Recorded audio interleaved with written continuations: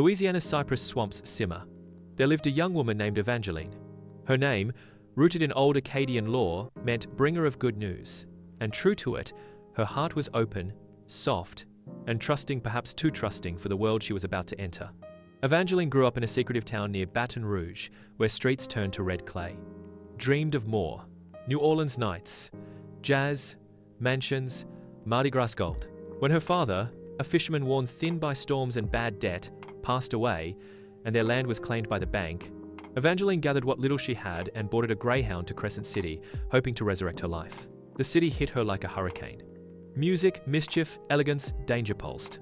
But as her grandmother once warned, in the city of masks, you never know who's smiling underneath. It wasn't long before Evangeline met a group of women glamorous, magnetic, and untouchable. Mariah Dubois, Southern belle with piercing eyes. To Evangeline, they felt like the sisters she never had. Dressed, empowered, finally seen. Cracks showed. Mariah's circle ran deep. Evangeline met powerful older men who offered opportunities but expected much in return. Out of gratitude and naivete, Evangeline complied. She found herself entangled in a high-end trafficking ring masked as networking and patronage. Her body became currency traded in silent rooms, her soul stripped like moss from an old oak. Her nights were haunted by faceless men, her days hollowed by shame. Yet her so-called friends would purr, "This is the price of the good life, sugar. Don't go catching feelings now." It was during her deepest descent that she met Jackson Reed. Jackson was a man of shadows, a former Marine turned private investigator with a limp and a past he never spoke of. By day, he worked security for one of the very clubs that trafficked women like Evangeline. By night, he hunted for proof of the city's corruption, driven by the guilt of a sister he'd lost to similar exploitation.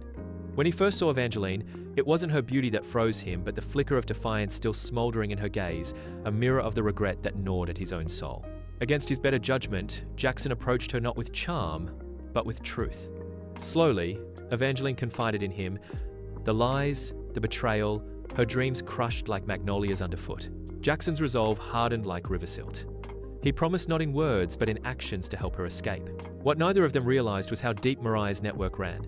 Judges, police captains, and even senators had a stake in keeping their operation hidden.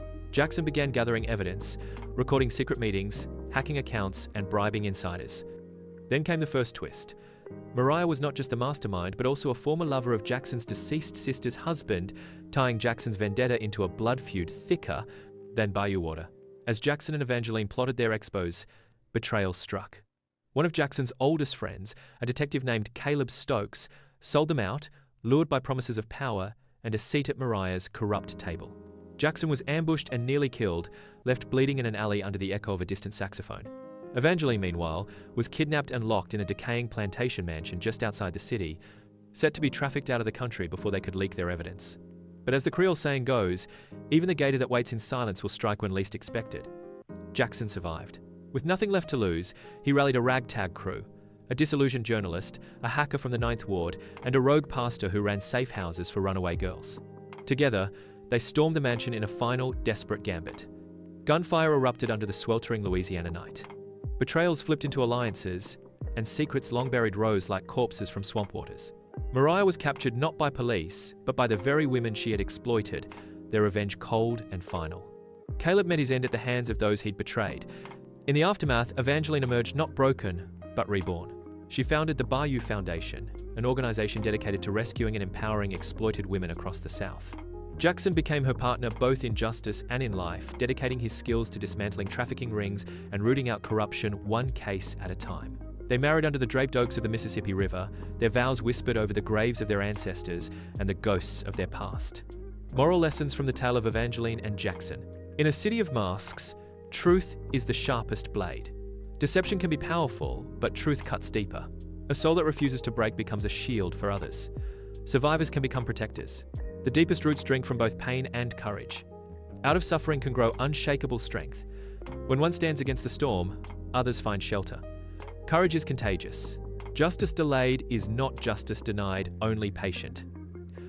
No matter how deep the corruption, righteousness waits its hour. So it was, and so it is beneath the southern sky and along the muddy veins of the Mississippi. May we remember Evangeline's resilience and Jackson's redemption, for the winds of betrayal and justice still sweep through every city and every heart. Let the young listen, and the wise nod. The end has come, but the lesson remains. This is Folktales of Many Tribes. See you again.